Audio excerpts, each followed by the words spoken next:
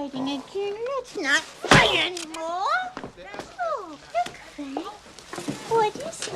I can't find the card. It's a...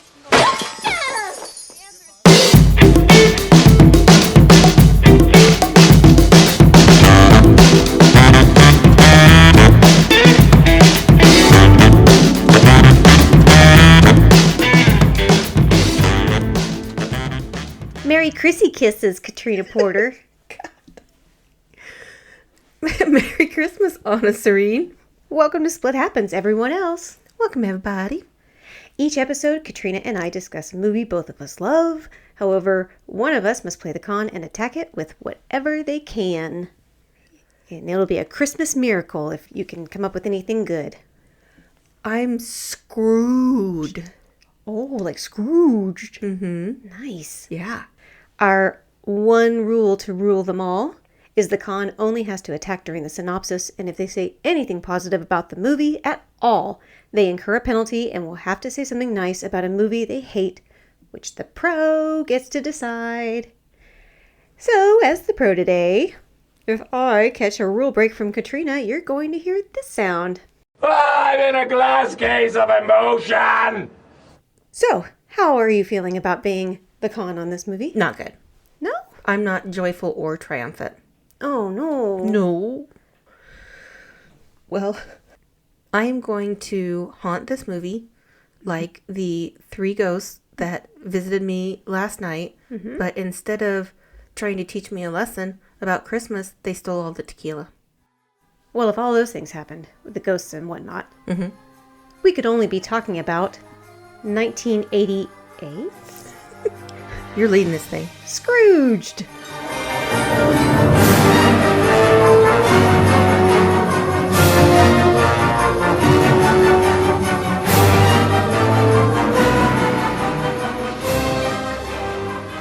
Yeah, we are. I know I say I'm excited every time, but I'm so excited. Oh, I have a disclaimer. Oh, okay. It's not about Scrooged. Oh, okay. Is it about booze? It's not about booze. Oh, wow. Your girl's getting over the flu. So I don't sound like the angel I normally sound like. Sorry, everybody. I'll try not to vomit. When you hear my voice? Yeah. God. It's not that bad. Do you want to talk a little bit about Scrooged? Like, outside of the synopsis? Correct. Yes. Actually, disclaimer. Okay. When I was researching this movie, let me say, there's a lot of good that came out of this movie. But I gotta be honest, the more I was researching it, the less I wish I would have found out. Oh, no. Why? Yeah. I love this movie. Love, love, love, love. And I adore Bill Murray, even after researching this. Okay. But it sure sounds like he's a bit of a prick. Bill Murray, no. Yeah. I mean, not just this movie. Oh, no. However, this is Christmas. And I really, really don't want to. I think it probably should be acknowledged because it is actual trivia with this. But I don't want there to be any of that negativity throughout. No, I only want bullshit takes. We need to say the negativity for each other.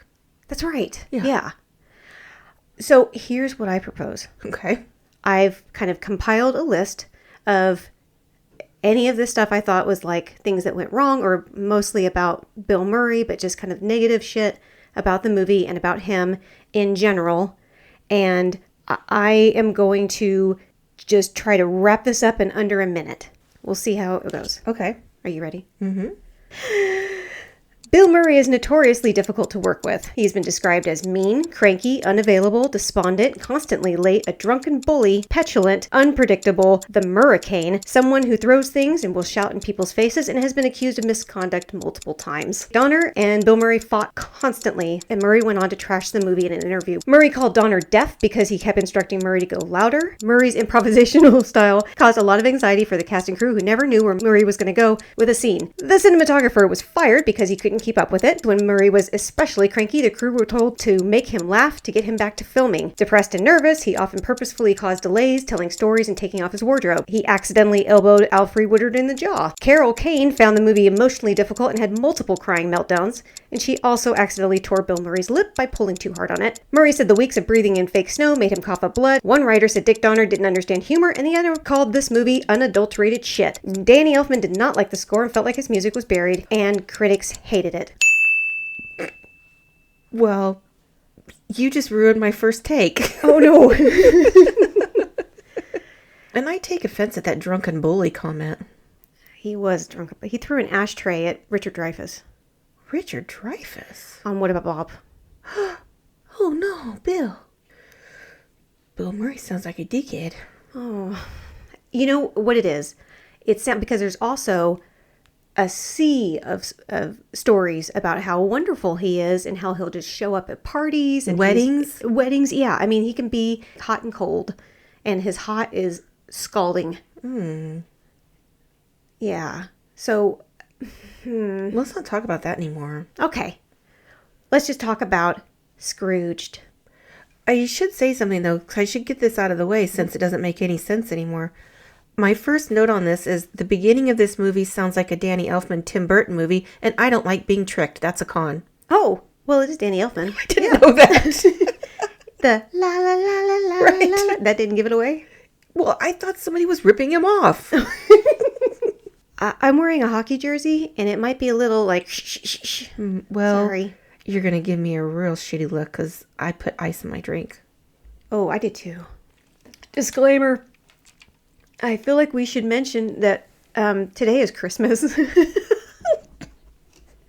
Talk about commitment to excellence. Merry Christmas. Merry Christmas, everyone. And other holidays. Whatever you celebrate. Yep. But today is actually Christmas Day. Yes. When we're I almost said filming. Speaking of which, we've been drinking margaritas for a while. That we had to make it home from a can. I know. Okay, so about Scrooged. The budget was $32 million. Oh. It grossed $100 million, which wasn't terrible. It wasn't as great as it is, like, considering what it is now. It wasn't super great. Of course, I already said it was directed by Richard Donner, our good friend Dick Donner. Goonies. Who did the Goonies and Lethal Weapon. The mom, and I know you saw her in the executive meeting at the beginning. The mom from the Goonies. She's also in Lethal Weapon. I think she's in all of Dick Donner's movies. Oh, really? I think You she think might they have been had a involved thing? in some way. I'm not sure. There's a reason why she's there, but I can't remember why. But she's in fucking everything. Like they played Hide the Donner? Ooh.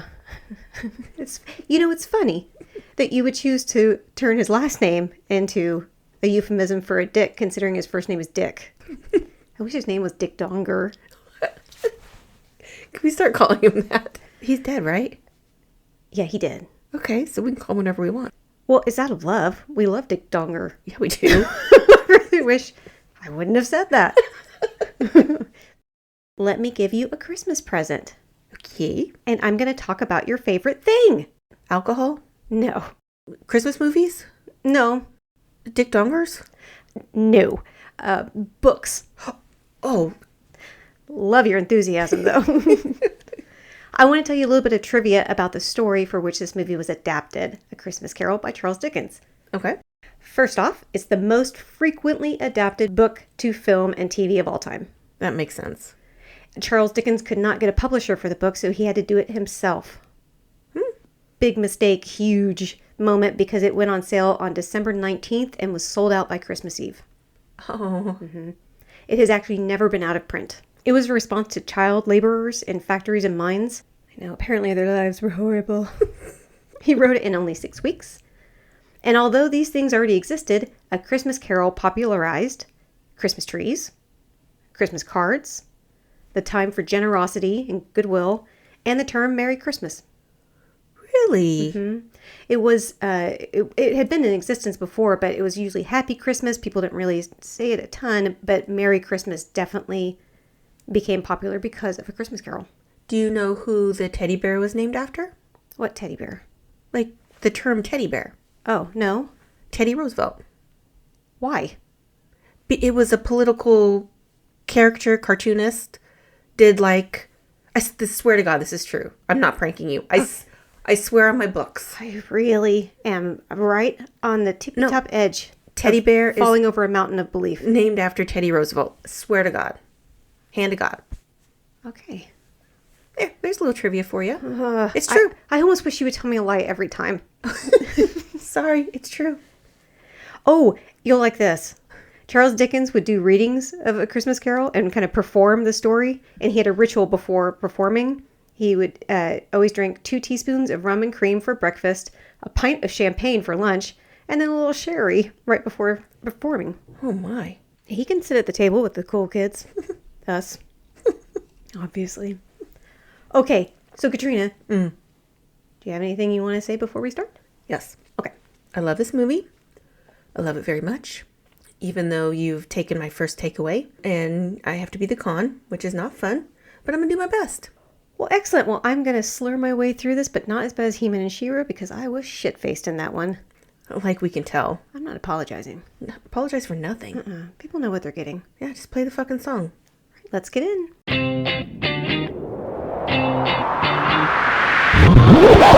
Let the games begin. Our movie begins at the North Pole. Getting blown up. Is this a Christmas movie? It's a Christmas movie? Yes. Yeah, you're talking about Santa and his elves are gleefully readying toys for Christmas, and a missile heads right towards them. And Mrs. Claus starts handing out automatic rifles. It's a terrible movie. I actually don't know if they're automatic rifles, because I don't know anything about guns, and I don't give a shit. Are they? Yes. They're automatic rifles? Mm-hmm. I think there were various types of... Weaponry? Right. I think somebody had a bazooka. I believe Lee Majors might have. Lee Majors? Mm-hmm. By the way, Mrs. Claus is... Did you happen to know who she's played by? I can't remember. It's Jean Spiegel Howard, Ron Howard's mom. Oh. Isn't that great? No. When Santa says to Lee Majors, you've been a real good boy this year, he was giving me, I can't be within 10 feet of school vibes. Santa? Yeah, where's the Catch a Predator guy when you need him? Have a seat, Chris Hansen? Yeah. Can you fucking imagine like, I get all the explosions, but why don't you have a seat? Right. Have a seat, Santa. You've been a real good boy, Lee. I'll be right back. I'm just going to go grab some eggnog. Oh, okay, yeah, you mentioned Lee Majors. Lee Majors shows up, and he was on a TV show called The $6 Million Man, for anybody who's confused who Lee Majors is. Mm-hmm. Yeah, now do you want to explain to people what the $6 million man was? Yeah, it was a TV show. We quickly realized... That's it, that's all you get. Yeah, I feel like the answer's in the title. He was a man who was worth $6 million. Yeah, apparently he was like a RoboCop type of situation going on. We quickly realize this is just a TV ad for The Night the Reindeer Died. Great name. And then we get several commercials for different TV shows on this network, one of which is Robert Goulet singing in a swamp. And I'm just going to say, the only criticism I have for this movie is that Bob Goulet's Old-Fashioned Cajun Christmas is not actually a show. 8:30, and America's best-loved singer invites you to share a home-style holiday. What do you think about Bob Goulet's? You're not getting me. Like when he looks down at the alligator? Stop it. I don't remember that at all. Hey, Katrina. You're not getting me. Katrina. What? Silver bells. Silver bells. Nope. Goulet. The network is IBC, and the president of it is Frank Cross, played by Bill Murray. I actually twice typed Billy Crystal instead of Bill Murray, and then I almost typed Bill Cosby, so I'm off to a really good start. Oh, shit. We see a board meeting, and Frank wants to see the ad for the live Scrooge program the network has planned, and he is not impressed. You guys have got an ad with America's favorite old fart reading a book in front of a fireplace. Now, I have to kill all of you. He wants to get people's attention, and it was the 80s, so that meant drug addiction, terrorism, acid rain, which I do remember being scared of as a kid, but more in like a quicksand kind of way. This is the worst Christmas ad in the history of bad ideas. It's memorable. I do remember it quite clearly. You mean like a nightmare? Mm-hmm. Yeah.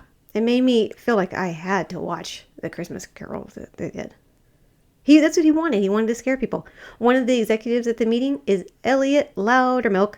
He's played by Bobcat Goldthwait. More on that later. Well, has Bobcat not met Frank before? Like, what made him think he could give this narcissistic prick feedback? Oh, it wasn't his best idea. And did Frank Cross call Mary Lou Retton, the jumping rascal with a heart of gold, an acrobat? Oh, did he?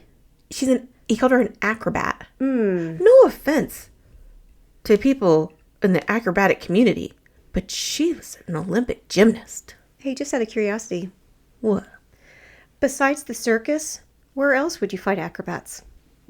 On Broadway? Shit. You can't see without your glasses. I really can't. Oh. I can kind of see out of one You eye. can barely see with your glasses. Fuck, that bird. Don't do that again. You're in worse shape than Macaulay Culkin and My Girl. You mean Macaulay Culkin? Yeah, of course. Obviously, that's who I mean.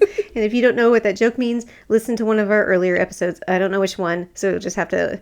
Go back and listen to them all. Like a scavenger hunt. Okay, so Elliot does make the critical error of disagreeing with Frank, and he promptly fires him.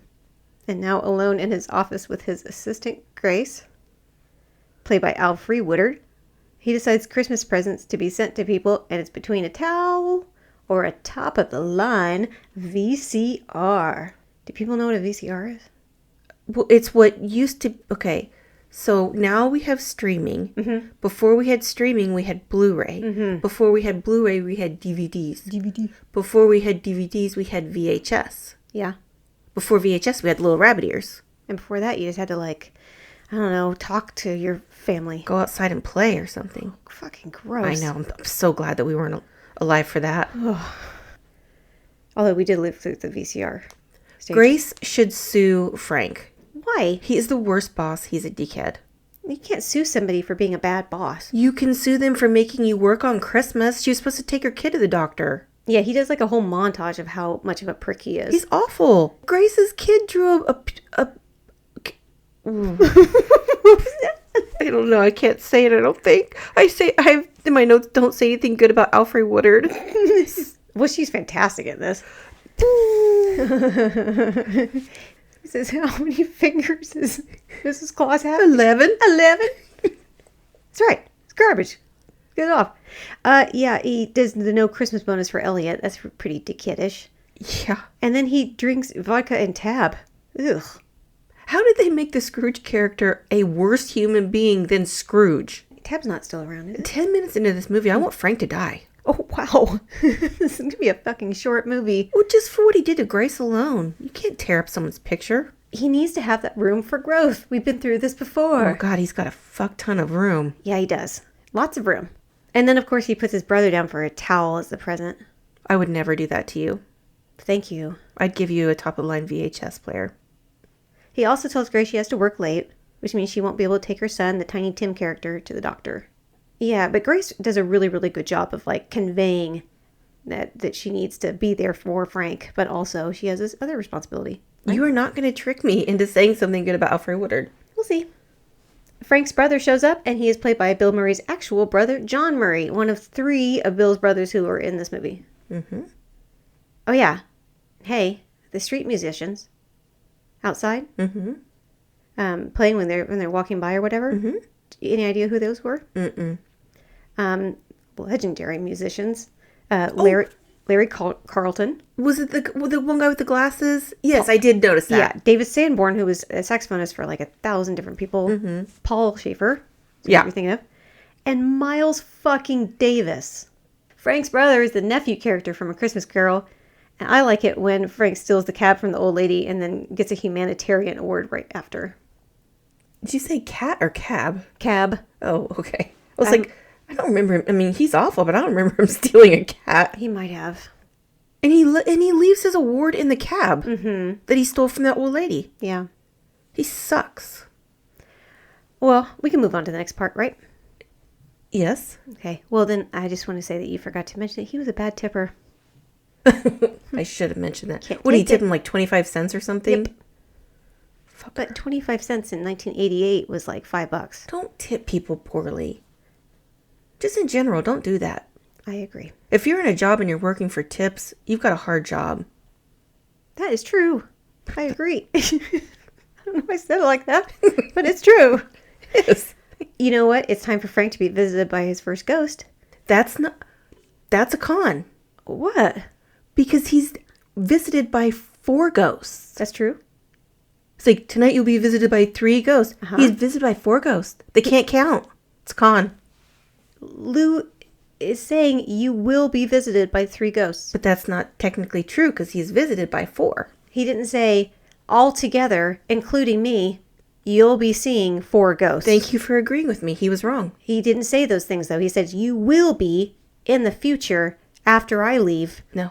You will be visited by 3 more. I think he actually said more. 3 more ghosts. Listen, I'm smarter than Charles Dickens. And who did you say wrote this? Dick Donner?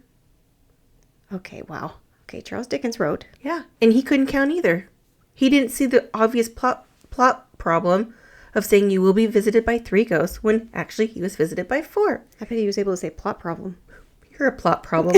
And also, Frank's first reaction when he sees the ghost is to shoot him. Blam, blam, bang, bang. What's that going to I do? don't know, but I loved it. The Jacob Marley of the movie is Lou Hayward, his dead old boss. It is played incredibly by John Forsythe. I love him. He was Blake Carrington, you know, on Dynasty. I do know. This scene's absolutely wonderful. Every bit of it. Every scene was. I mean, it's like I was adored by women. Adored. You paid for the women. Lou, which by the way is spelled Lew. That's a con. Oh, fuck. That's ridiculous. It's very strange. He tells Frank he's going to be visited by 3 more ghosts. He doesn't say more. He does not say more. It's in my notes. No. Yep. Mm-mm. You just added More. it. No, that was there. Okay, I want you to see what I actually typed because I still have like stuff on my glasses. Does that say no round? I don't know what happened. Mufti. No round. That's right. That means more in Yiddish. Frank's phone automatically dials Frank's former girlfriend, Claire, played by Karen Allen. His first reaction after surviving the first ghost is to call his ex to manipulate her feelings and make him feel better. He's scared. He's awful. He's not used to these feelings. He's a narcissist, as you said. I really like how they did the, I thought it was a really good effect. I mean, I know, like, when it shows him, like, going through the window, it's obvious, you know. But, like, being held outside the window, I thought it was a good effect. Mm-hmm. I don't like heights. And you don't either. No, I don't. Did it make you scared? Made me scared. Is this a trap? Yes. No, I didn't feel anything. You didn't feel anything? No. Even when it showed how far his feet were kicking away, dangling over the edge with just that nasty, dusty arm. Do you have holding him up. anything else to say? Tons. Pages and pages of no rounds. No rounds. We'll talk more about Karen Allen later. But I do love the scene where Claire shows up to the Christmas Carol set to see Frank and calls him Lumpy. Before she shows up to the set, you see Grace with her kid. I'm just going to say it. Yep. I don't think this kid is actually mute. Ooh. It's a con. I feel like I should... I feel like I should do something. Put on a coat or something? I don't know. I think he's faking. Really? Mm-hmm. Why do you think he's faking? Because he needs attention. He has trauma. He watched his dad be killed on Christmas Day. His dad was bringing in presents, and a burglar came in to steal their new VCR, which was top of the line, and he was protecting his family, and he shot his dad in the chest 3 times, and what's his name? Claire's son, the little guy, Tiny Tim. Grace's son, you mean? Yeah. Oh, did I say Claire? Oh, shit. Wait, none of this happened. It did. I did all the research. No, okay, none of this happened. It did? But since you brought up Claire showing up to the set, she calls him Lumpy, his nickname, after 15 years of not seeing each other like nothing had happened. That's weird. Well, she was excited to see him. She didn't want to leave him in the first place. And then she's like, you know me, I can't button my coat. Bitch, you haven't seen this guy in a decade. Don't you know men can't remember something that happened yesterday? Okay, first of all, I refer to people by nicknames all the time because I can't remember their real names. Secondly, I often have a problem buttoning my coat, so I take offense to what you just said. And third of all, so about the censor. There's a censor here. Yeah. And the solid gold dancers. That was a thing. You can see their nipples. I love the guy, which is ad-libbed. He's like, you can hardly see the nipples. You can hardly see them nipples. That girl had good titties, though. That a girl. That I don't have that on my list of criticisms. That's strange. You don't have that in your list at all? About On your notes? Oh no, I don't actually think I objectify anyone in this movie. What?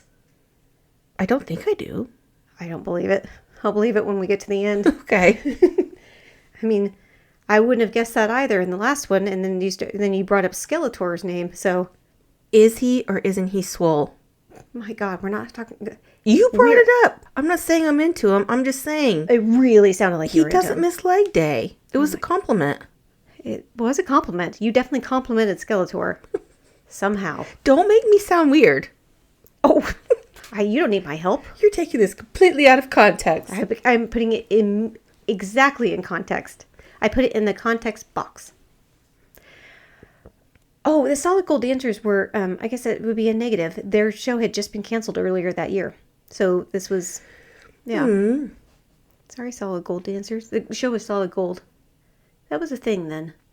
There was a lot of gold in the 80s. Well, and just like those types of shows, the dancing ones. We see a little bit more of Frank's nastiness in this scene. And we learn that Claire works for a homeless shelter. He talks about stapling mice. He's awful. He is awful. They do such a good job of like really making him a villain. I know what you're doing. You're trying to lure me and saying, yes, they do a good job of making him a villain. I'm not going to say that. He is. He does a great job. When Frank grabbed Grace's kid, this would have been a perfect opportunity for her to sue his ass. You can't lay hands on someone else's kid. You could in the 80s. Uh-uh. Yeah, that was latchkey time. Usually just, if there's at least a 10-year-old in the house, you could leave all of your kids alone, go to work, tell them to lock the door, don't let any strangers because they will come and kidnap you, and then you come back home at 5 o'clock and everything's totally fine. The 10-year-old took care of everything. That's how it was in the 80s. Because usually you just watch TV all the time. Shockingly, there were a large number of social workers that came out of the 80s. Frank has lunch with his boss, and his boss is played by Robert Mitchum. He's fantastic, too. And he brought in super douchey LA garbage Bryce Cummings, and that's John Glover, and he is always great. We have seen him in hundreds, dozens. Thousands. Probably. He's been in tons. Well, this guy who is supposed to be Frank's new helper is trying to out-obnoxious Frank, and we are all losing. Yeah. I mean, it just shows that Frank does have some humanity. He is not like the LA garbage. Bryce Cummings. It's like, he talks like that. Yeah, he really does. It was solid. Thank you. That was a solid Bryce Cummings. Frank is not doing great, hallucinating and stuff. Mm-hmm. He falls in the restaurant, and that wasn't planned. It was just really slippery. What is this Nightmare on the Elm Street kids singing in the restaurant? It's like... Yeah, Danny Elfman has entered the chat. It was terrifying. La la la la la la la la. He does that. He did that. He done that. Anyway. Okay, so an old-timey cab shows up to pick up Frank, and it is the ghost of Christmas past. It is played by David Johansen, former singer for the New York Dolls, and also known as Buster Poindexter, who had a song that anyone around in the 80s should remember it because they played it constantly. Hot, hot, hot. See? They really did. They played it lots. Constantly. Well, he's a terrible driver and he's a prankster. Those are cons. A terrible driver, and he's a what? He's a prankster. A prankster. Mm-hmm. A prankster, you say? Yep. So pranksters are bad? He is. I know you're saying he is, but you said he is a prankster, as if you actually said that's a con. Well, he's a mean-spirited prankster. That's not what you said. I'm you a mischievous prankster. Evil shenanigans. So, you're going to love this. Good, because I have several problems with this scene, so go ahead. There is no way. Beyond the driving and being a prankster? Yes, I do. Holy shit. Okay, well, this is gossipy, Okay. which I know you love. Hot goss. Yeah. Oh, you immediately grab your drink.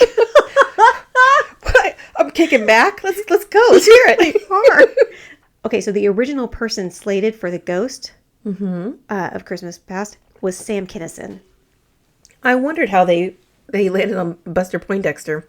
Well, he ended up getting bumped out, Sam Kinison did, because David Johansen was friends with Bill Murray. And Sam Kinison was pissed. Oh, yikes. He was very upset. And that says a lot because he was always upset. That's a con. It was especially bad to him, like insult to injury, because his comedy nemesis was Bobcat Goldthwait. Oh. He seriously fucking hated him. This movie's terrible. He hated Bobcat Goldthwait. He thought two screaming comics should not exist at the same time. And Bobcat was kind of refused to get into any of that, to, be a part of any of that. So it was very one-sided. And then after Sam Kinison died, Bobcat was on a show and he's like, and I'm not Sam Kinison. He's the dead screaming comedian from the 80s. I'm the live one. I'm the one that's not threatened by foreigners or vaginas. I'm the one that was not a misogynistic bully. Yeah, I'm glad he's dead. Holy shit, Bobcat did? Mm-hmm. That's saltier than I would have given him credit for. I mean, he's great in this because he seems like really, I'm not saying anything. Well, Sam Kinison was supposed to be. I really can't imagine him. I can't either. I actually think they did a much better job with David Johansen. You're not getting me. I'm just stating facts over here. Well, I have a couple facts for you. Well, I have a fact right now. Every 5 seconds, I keep moving my wrist and it keeps popping. I did hear that, but I wasn't going to say anything. And everybody else can hear it too. Just pop, pop, pop, pop. The ghost takes Frank back to see when he was a kid. This scene is a hell of a scene. Mm-hmm. Okay, his dad is played by another one of Bill Murray's brothers, Brian Doyle Murray. Who's a bully? Yeah.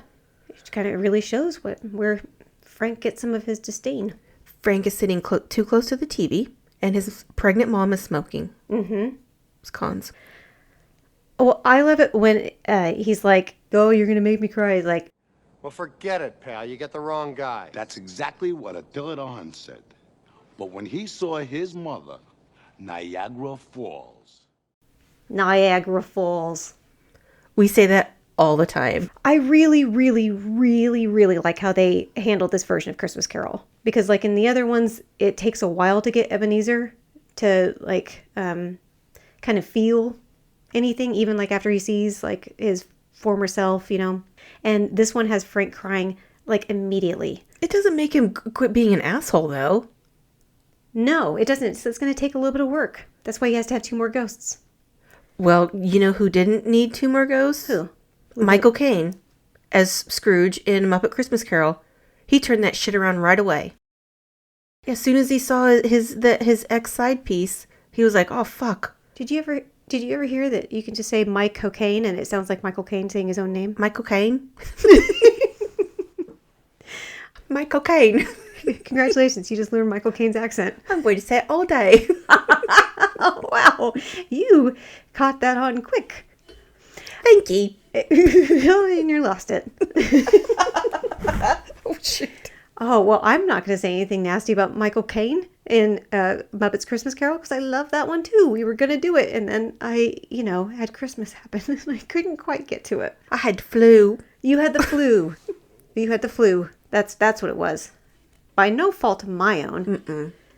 So what were we saying? Oh yeah, I like that this is very fast for Scrooge. He just starts immediately crying, and every time Bill Murray cries in this movie, it seems sincere to me. Every single time. He did a very good job of that, and I think just seeing himself, seeing his mother, and his dad, how they were smoking. I think that made him sad, but I think it was just seeing himself as a kid sitting, going way too close to the TV. Merry Christmas, Mama. Quit looking at me. Merry Christmas, Frankie Angel. And then the ghost is like, Niagara Falls, Frankie Angel. And it's pretty clear that Frank has no real memories of his childhood. It's all of his memories are TV shows. But then he takes him to his office when he was younger, and his younger self is completely ignoring the Christmas party, and he leaves and ends up meeting the heart of the movie, Claire. Did you have anything to say about the Christmas party? My note on the Christmas party was they don't make holiday parties like they used to. Damn right they don't. That one lady is taking pictures of her butt with the Xerox machine. That was very in the 80s. That was a big thing. It was new technology. People were doing it. It was all about Xeroxing your ass. What a time. They did it in the Minions movie. Did they? Mm-hmm. Well, maybe he's making a comeback. Everything always does.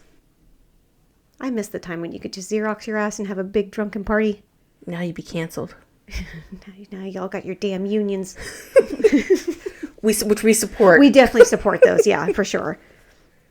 Eventually, it shows Frank working at the network on a children's show as a big dog named Frisbee. And my God, I love this. Wait. Yeah. Wait.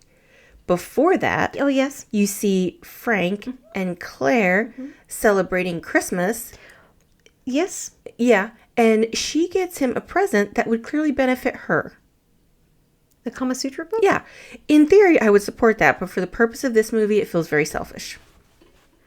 If you had a client that had a spouse that was bad in bed, would you ever say it was okay for them to... That's even worse. She's suggesting he's not good in bed. No, it's not. She's just... That's the thing is, she's very, not passive aggressive. She has a very gentle approach to things. So she's like, I'm not going to tell him he's bad in bed. I'm just going to say, here, look at these. This is really neat. And then maybe he'll get some ideas organically on his own. And, that will trickle. It was, you know what? It was the 80s. That was trickle down economics. Yeah, get to the part where he's on the show. Okay, because I rewound it a couple times because I really, really love David Johansen in this. Because there's a bunch of kids. It's a bone! There's a bunch of kids. And the guy's like, what's in the thing for Frisbee the dog? And all the kids are going, it's a bone. And so as the Ghost of Christmas Past, he's just screaming it louder than anybody. It's a bone, you lucky dog! It's a bone, you betcha! Oh, Frank is more concerned with his job, though. And they break up. He's like, I have been fighting for the integrity of the show. It's a show about a gigantic dog chasing a gigantic bone. Come, give me a break. I've been fighting for the integrity of this show. And she's slightly reactive. Like, I'm not saying that she's in the wrong for being upset that he's not going to dinner, but he's like, I just had this opportunity to go somewhere with my boss, which could help my career. And she's like, maybe we should separate for a while. Well, when you say it like that sounds harsh in comparison to how she actually says it, very calm and passively. And he's like, this is a time where you should be thinking of other people, and I want you to think of my needs. And maybe if you could put aside your needs and think of my needs at the moment. That's awful. And all this is doing is just saying nothing in our life matters because it's only my job that matters. There's literally nothing appealing about Frank, and Claire needs to raise her standards. She does. That's why she said she has to separate. No. Yep. Mm-mm. She's saying this is toxic, and I don't want to, continue to be a part of something that's just going to make me sad all the time. But then after not seeing him for 15 years, she goes back to calling him Lumpy and is following him around. It's a nickname. Uh-huh. And it sounds like something kind of a cutesy thing that they had going on. This plot is lumpy. What? Just can't. Not Didn't even write that down. Really? No. Just came to me. I can't believe it. No, it's organic. Like that book should have been. Yeah, like it was. I can tell you what my next note says. Because Okay. are we getting ready to get on to the next ghost? Yeah. My notes in all caps say, oh shit, the Carol Kane part of the movie. Say nothing until this section is over. I have nothing. Don't even ask me. I have nothing to say. Woo, boy. Challenge accepted. No. Back to present day. Frank goes to the homeless shelter, and we see our old friend Mama Fratelli, Anne Ramsey. This was not her last movie, but it was one of them. It was close. Aww. Oh, and then Herman is played by Michael J. Pollard, and he was in tons of stuff. Mm-hmm. He was really good in Dick Tracy. Yeah, was he Mum? Yeah, no, that's Dustin Hoffman. Dustin Hoffman, that's right. Frank tells Claire in the scene to stop taking care of everyone else and focus on herself. Scrape him off, Claire. He is absolute trash. I mean, he does have concern for her. He's What? trying to do something. He wants her to think about herself for once, because it sounds like she's constantly... No, okay, now I mean this. Like, all kidding and stuff aside, seriously. All joking aside. Okay. What kind of advice do you give to somebody that is never thinking of themselves? Like, constantly, like, seriously, like, just always putting everybody else's needs ahead. Not never would I say scrape them off. No, I mean it just sincerely. Like, what would you actually say? I would encourage people that you can't take care of other people unless you're taking care of yourself as well. Yeah. That's not what he was doing. This whole scene is about himself. He wants her attention. He wants her to be with him. So that means she has to quit doing what she's doing for other people. Yeah. So that she can go do for him instead. Oh no, he's selfish and prickish and assholey. Yeah. He does a really good job of doing that. But he's not saying you need to take some time for yourself out of the kindness of his own heart, because he doesn't have one. I don't think he's capable at this point of being able to show that kind of emotion. Mm-hmm. It's all very straightforward. Well, he's awful. I hate him. I'm ready for him to die. You're supposed to at this point, so... Well, I think these ghosts are wasting their time. I think they should have found someone else to redeem. That would have been boring. Here's 20 minutes of somebody that's kind of mad. They would only need one ghost. Probably just the first one. Like Michael Kane. Like Michael Kane. Mm-hmm. No, he took up 4 ghosts. Actually, that's not true. He took 5. He only needed one, though. But he got 5. I know, because he got 2 at the beginning. Marley and Marley. Right. Ooh. Frank now gets a visit by the ghost of Christmas present. Sweet, sweet, adorable Carol Kane. Hi, Frank. Come on. Come on out and play with me. 1, 2, 3, 4. Don't cover up your microphone. You can't. You're not the boss of me. Okay, well, so like I said earlier, Carol Kane had some emotional problems with the movie, and one of which was that she spent weeks before this learning ballet so that she would do a good job. She really, really legitimately wanted to do a good job. And then they just it ended up being a joke, and I don't know that she loved that at first, because she really, really wanted to seem like they taught her how to stand on point. And it works perfectly for that role. Like, it works. It's better that she didn't actually know how to do ballet. Did Frank threaten to tear her wings off? Yeah. I'm pretty sure he says, If you touch me again, I'm gonna rip your goddamn wings off. that's after she hits him and punches him a bunch. Actually, that's after she kicks him in the balls. I love the constant abuse she's giving him, too, but you can't be kicking somebody in the balls. The ghost takes Frank to Grace's home, his assistant, Alfre Woodard, who is amazing, and she lives in a not-so-great neighborhood. It sure seems like Frank maybe doesn't pay her. Shit. You think? Yeah. That's what I gathered. And she seems like somebody who would be really good with money. So the fact that she doesn't, live in a good place means he's awful. You're only thinking that because it's Alfre Woodard. That's not true. Yeah. If it was somebody else, you probably wouldn't say the same thing. But because it's Alfre Woodard, you're like, she looks like she'd be good, really smart and, good with money and all that kind of stuff. She seems super organized. And the fact that she's been his assistant for a long time means she has to be really good at her job. Because he's awful. So he would fire somebody in a second, as we learned 2 minutes into the movie. But being organized is a good thing. That's what I'm I'm in a glass case of emotion. That's not. That's. Yep. No. Yes, that is a compliment. She seems like somebody that is very organized, which I know for a fact you find as a positive. I said in theory. No, you definitely didn't. I said and then I confirmed it with you. No, I said in theory. Nope. Outside of this movie. I'm going to go with Tommy. Wait, the movie Tommy by... Yeah. I don't hate The Who. No, you hated the movie. I hated that movie. Yes, you did. I don't understand... I don't think that should be an unpopular take. This doesn't sound like a positive. Come on. Get in that glass case of emotion. Elton John was really good. Thank you. I'm not shocked at all that it was Alfre that got me. This is where we find out that Grace's little boy has been mute since he saw his father being murdered by that burglar and shot in the chest 3 times.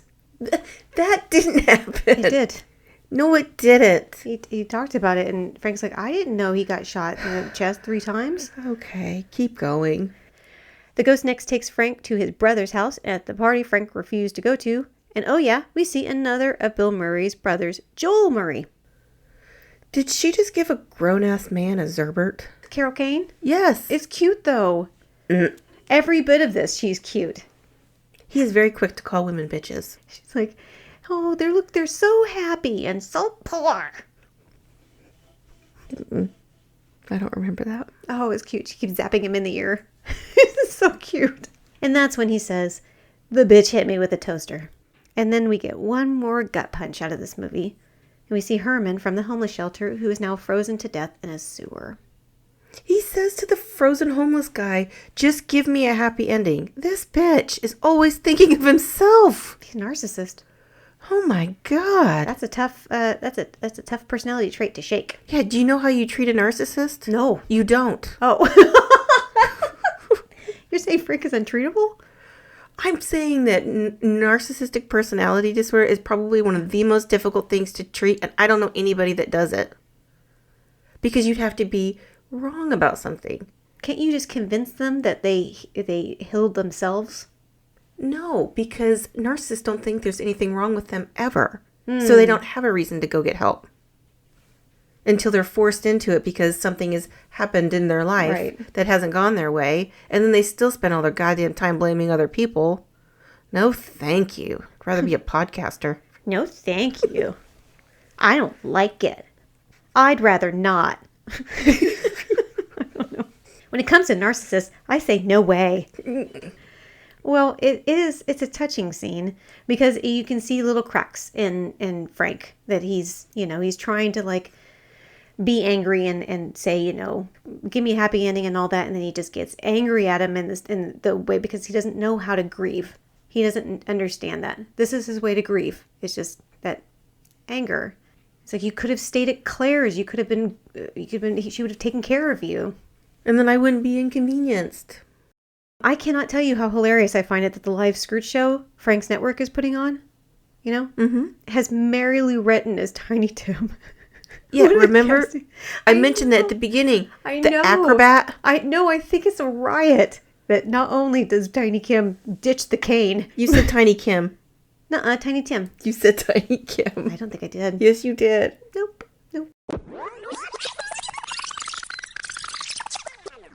I think it's a riot that not only does Tiny Kim ditch the Cane. Nope. Were you thinking of Kim Jong-un? I remember when Kim Jong-un threw that crutch aside. It's even better that it's Tiny Tim, for one, that she is, and throws the crutch aside, and then does like this triple sow cow, lots of flips and stuff like that. But in this recreation of Scrooge, she's on a gymnast mat. I think the triple sow cow is the ice skaters. Oh, I think you're right. I don't know any of those. She does a tumble twister. It all looks impossible to me. I'm amazed by them. Truly am. Gymnasts. Mm-hmm. Yeah. And ice skaters. Right. Please don't let this feeling end. We forgot about the roses. We did. I don't think we'll be able to get to ice castles one day. I don't think anybody else besides us has seen it. You know what we should do instead of ice castles? What? Toe pick. Oh, yes. I can do the cutting edge any day. Oh, I wish we still did pro. You can have it. As the show is going live, Frank, who has almost completely cracked up at this point, is about to be visited by the ghost of Christmas future, but not until he opens the present from his brother, which once again makes him cry. It says to Frank, the best brother a guy could ever have. You know what made me cry? The fact that it said, to Frank, the best brother a guy ever had. Is everyone fucking delusional? He's the worst fucking person. What? There's nothing remotely good about him as a brother. He gave him a towel. Earlier, his wife says, when are you going to give up on this? He says, never. It's my brother. I love him. But that makes him the best brother, not Frank. Do you think maybe he's pulling from some personal experience with Bill Murray? I don't know, but that is dumb. Frank, the best brother I ever had. Your brother's a piece of shit, pal. What is he going to write on it? Thanks. Or, here's us. Merry Christmas. That's even stranger. Or, here we are. I can't wait to give you a picture next year for Christmas. Just says, here we are. Us again. Us again. Actually, I kind of do want that. I'm going to give you a picture of us, and it's going to have written on it, oh, Jesus, these two drunk assholes. Right. If you gave me a picture that said, to Katrina, the calmest person I've ever known, I'd be like, well, that's a fucking lie. She just lied to me. If I said the most caring person. Oh. No, I didn't actually say it. I'm just saying if I would have written that. Oh, I would take that. Oh. I care a lot. Like the Care Bears? Yeah. Okay, so get this. The Ghost of Christmas Future is here. Mm-hmm. And he's sticking out his hand, and it's a pretty cool effect. And then it reaches out to grab it, and just as right before the ghost is about to take Frank, who shows up with a shotgun, Elliot Loudermilk, and he's having a rough go at things. You know this is ridiculous. Are you trying to tell me the night of a major TV production, an armed ex-employee can get in the building?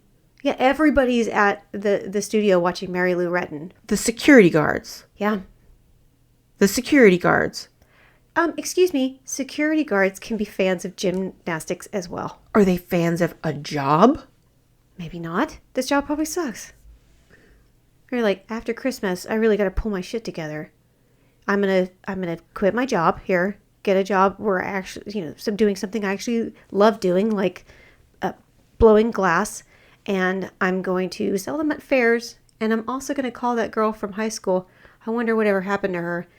And then on the side, do some be a guitarist at a coffee shop. Oh, that's nonsense. This is ridiculous. And Bobcat's wife doesn't sound great either. No. He gets fired for no reason as she takes off with his kid. Poor. No, she didn't take off with the kid. She takes off with the dog. No, he said his kid. No, she took our little baby dog with her. I know at one point he says he loses his kid. Because I put it in my notes. You had a bad day. Let me tell you a little bit about my day. I got fired. My wife left me. She took a little baby daughter with her. Okay, well, there's been a number of times where you've written something incorrectly in your notes. I don't think that's true. Those dead people in the Ghost of Christmas Future stomach don't look very realistic. That's stupid. Elliot is got a shotgun, and right before Elliot's about to shoot Frank with his shotgun, who shows up in the elevator? The Ghost of Christmas Future. Mm-hmm. Yeah, he's got like little guys in them, and it's a really fun little. I like later when like one of them's holding a candy cane. It's ridiculous. So cute. What on a question? Yeah. What does the Ghost of Christmas Future show him? Well, first he shows him a scene in the future where Calvin is older, and then they show him in a padded room because that's where you put people that don't speak in a padded room. Judging by her clothes, right, and the odd shapes of the room, I'm going to say that the future is now dystopian. There was a nuclear holocaust. Everything you're saying, we're making everyone dumber right now. This is a stupid part of the movie. No. And I would say that if I was the pro. Well, I wouldn't say it because I wouldn't be saying anything bad about it. But I would mean it even if I was the pro. I hate that part. That's not good. I can't defend this part at all. Thank you. Okay. Next stop on the elevator shows. This reminds me of David's Pumpkins. It would have been amazing if one of the times the doors opened. I'm David Pumpkins. Any questions? Next on the elevator stop shows Claire's future, and she has had a glow up, and also now she's an unfeeling, raging bitch. She's had a glow out. Well, it's the future. They wear a lot of makeup. It's like, it's like the Capitol in Hunger Games. Okay. Their makeup's crazy. She looks crazy. She quotes what Frank told her earlier, and it sounds like she took his advice. Scrape him off, Claire. That's sad. What about the next floor? Well, I like that he chastises the ghost for showing him that. That was a lousy thing to do. Finally, he reaches his destination in the elevator, and it's a funeral. Which at first, Frank thinks is his brother. Why are you looking at me like that? Then he realizes it's himself. I have in my notes, Okay. which are very accurate. Yes. When Frank thinks his brother died, he doesn't seem overly worried about it. Well, he knows it's the future. He doesn't seem overly worried about it. But when he finds out that it's himself dead, he jumps into action. He starts pounding on the casket. No, no. That's because he's in the casket being burned alive. You don't think that he should have a stronger reaction? Well, I'm just telling you, in case you ever wonder, if some future ghost was taking me somewhere and they said that was your sister in there, I would be really sad. Well, of course. I would jump into action right then and there. I would say this future is bullshit. We die together. Well, obviously then we would know that it was a dream. Right. Yeah. Yeah. So, I mean... But Frank doesn't seem too worried at first. I think he's very sad, but he doesn't have the relationship with his brother that you and I have. He doesn't. No, he must be. Because 5 minutes ago, we learned that he's the best brother a guy ever had. That's what his brother thinks of him, not what Frank thinks of his brother. We'll go on. We're getting ready to get to the most terrifying thing in the movie. Sometimes older siblings aren't always like super loving towards their younger siblings. Just saying, like when you pushed me into that dollhouse when we were kids. Oh God, this bitch. Can we get to the most terrifying part of the movie? Sure. He's saying, I don't want to die. I want to die. And he ends up in the casket being burned alive. Mm-hmm. What's your problem? That's not the most terrifying part of the movie. Legitimately, just as an aside, I do want to say that I actually think it's really interesting that in other versions of the Christmas Carol, is not scared of dying. He's scared that nobody cares. That they've just like kind of reduced his life to just these things that they'll auction off. But yeah, in this version, however, he's being cremated and he's begging his brother, don't let them burn me. And then he's actually in the coffin, yeah. He makes his way out of the elevator and his attitude has severely changed. I'm alive! Holy shit, what a freak! And then we get to the most terrifying part of the movie. Elliot Loudermilk still has the gun, but he grabs Elliot Loudermilk and now he's on a mission to change things. Frank gives Bobcat a Zerbert. That's the most terrifying part of the movie. Absolutely. After seeing a man being burnt alive, feet up, slowly. Have you been watching? Have you seen where Bobcat's been? He's had cab water thrown on him. He's been laying in the street. Frank puts his mouth on that guy's stomach. Just to be clear. Yes. You find the threat of germs. Yes. More terrifying than a person trapped alive in a coffin being slowly conveyed into a fire. You know what can't survive fire? What? Germs. I am perplexed. It's so that scene of like, oh my gosh, why is he putting his face on that person's mouth? He hasn't showered in like 3 days. It's been rough. I'm just going to say, I think you need to stop reading so much true crime. No. Because you have become deadened. Frank makes his way down to where they are filming and takes over the program. And he gives a scene that becomes one of the most sincere, believable speeches I have ever seen. Okay, but this is after the owner of the network just kicked a cat. Well, it's Robert Mitchum. He wasn't being very nice. He hasn't had his ghosts yet. Maybe they're cat ghosts. Ooh. I don't think you can punt a cat ghost. Maybe like the cat of Chris Meow's past. And Frank can't dance. Chris Meow. You totally... nothing? I got nothing. That's fine. And who can't dance? Frank. He's like, I'm alive. And so are you. Well, I mean, he's just been through a traumatic experience. I know. Not everybody has your skills on the dance floor. Sorry, chorus line. Dance 10 looks 3. And then we did it again. I cannot wait. So he says this speech, and I don't know how much I'm going to put that speech in this. Mm-hmm. I kind of wish I could just put the whole thing in. I can't.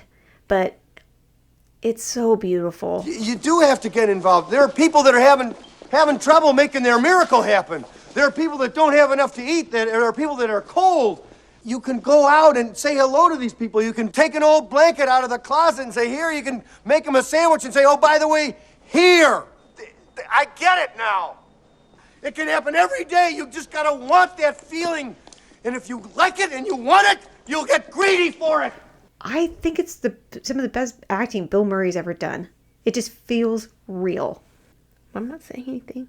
You want to know how I know it was a good scene? It made me cry. It made me cry. What? Well, I mean, where my tears should be, I could feel them, like like a phantom limb. Maybe it was like air. No, I was sad. Her. She was sad. Yeah, me. It really got me. Like CPS took your baby? No, that made me laugh. God. Not because CPS took the baby. It's just, because she was screaming that in a Taco Bell line. That's from The Wild and Wonderful Whites of West Virginia. If you haven't seen it. One of my favorite documentaries of all time. You must. See, I told you the kid could talk. Well, he was able to talk before he saw his dad murdered by getting shot in the chest 3 times. Claire clearly does not want to be on TV, and Frank doesn't give a shit. That's the second most terrifying part of this movie. Do you love our brother Sean? Yeah. Did he pull you on stage, even though being on stage is the last place you would want to be because you're shy? Yeah, sometimes I still have nightmares about it. But you did that for him. Well, I tried to escape. Multiple times. Like when they were acting and they weren't looking, you kept trying to escape off the stage. Right. It made the audience laugh and laugh. I was trying to be a slippery little sucker. But you went on up there for him. Yeah. Because you love him. So? So does Claire. Claire loves Frank. She does that for him. She didn't want to. And it's very, very sweet. How does everyone know this song that is not a traditional Christmas song? Who doesn't know Put a Little Love in Your Heart? The remake by Annie Lennox and Al Green. I'm sorry, I thought they taught this in school. What are they teaching kids in school nowadays? Wait, is that a real song? Yes. I thought that was a song that Annie Lennox wrote for this movie. Oh no. Oh no. No, that's a remake. It is. I love traditional Christmas music and non-traditional. Neither of these are actual Christmas songs. Put a Little Love in Your Heart? Well, it's in a Christmas movie. That's a con. Oh, it ends with Calvin, Grace's son, speaking the first words he said in 5 years. God bless us, everyone. And then we finish with everyone singing Put a Little Love in Your Heart, the remake by Annie Lennox and Al Green. You know what? I love that the song is by Annie Lennox and Al Green, and you just assumed that Annie Lennox wrote it, not Al Green. Al Green, the Grammy-winning songwriter. And I think he actually got in trouble for this.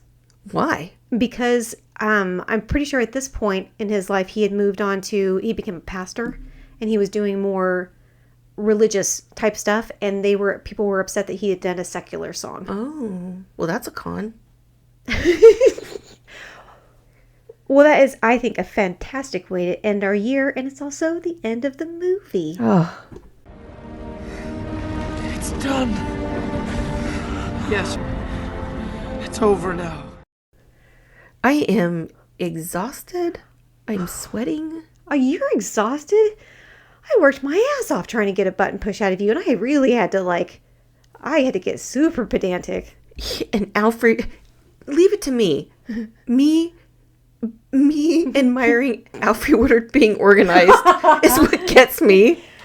I'm not 100% sure that should have been a button push, but I'm going to take it because you never get them anymore. And I get them all the time. I told myself if it was going to happen, and I felt relatively confident that it could happen in this one, it would be because of Carol Kane or Alfre Woodard. Carol Kane. Everyone in this is brilliant. And I don't think any less of Bill Murray's performance after hearing what you said, because he is incredible. And the speech he gives in the end is... It feels so real. Yeah, it wouldn't hurt my feelings if you put the whole thing in, and if people don't want to hear it, they fast forward. I don't know if I legally can. Oh. I'd have to check. See, I think there's a limit. Damn unions. I don't know if unions have anything to do with unions and your Xboxes.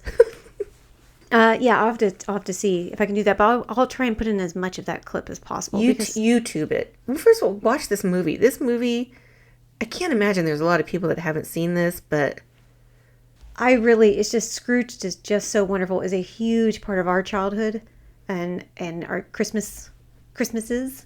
Yes. Christmas Eye.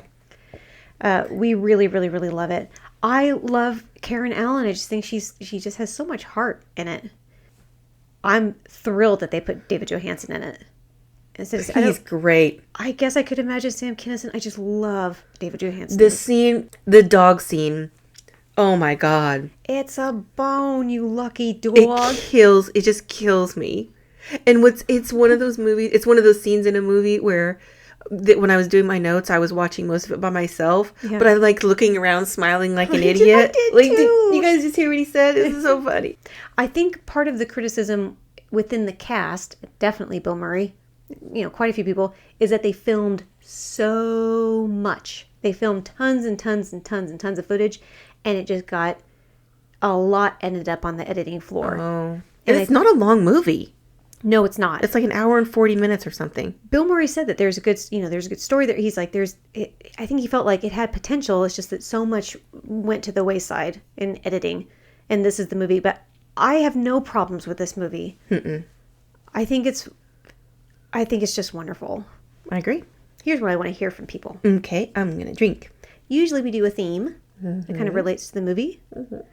I just want to hear from people a guess about what they think will be our first movie in 2023. Oh, they won't guess. That's a tough one. I bet they won't. I've already forgotten what it is. Well, we have to revisit it 8 more times before I'll give you a clue and the people a clue. Oh, you can't give them a clue. We did all sweet, lighthearted, fun.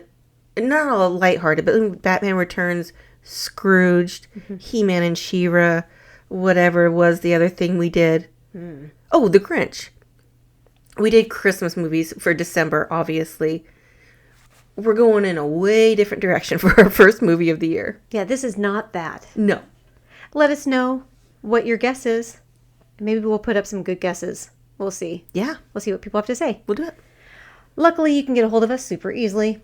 We are at Split Happens Pod on all of the socials, and splithappenspod.com is our website. And we just want to say thank you so much to everyone who has listened to us this past year. We appreciate you so very, very much. Do you want to say anything? No, because now you're making me tearful.